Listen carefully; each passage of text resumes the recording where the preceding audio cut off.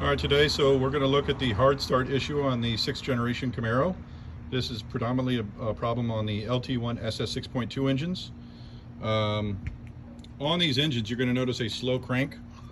So a simple fix to these issues, obviously make sure your battery is fully charged and your connections are good. But if you look behind the mass airflow sensor, as I zoom out from the engine here, what I did is installed an additional ground right here that goes to the cylinder head. I get a different view of it. Now that bolt that you see going into the cylinder head is empty. So you don't need to drill, you do not need to retap. You basically screw a metric size bolt into there. I ran a extra 2-gauge wire around here and just created a nice ground onto this metal bracket here.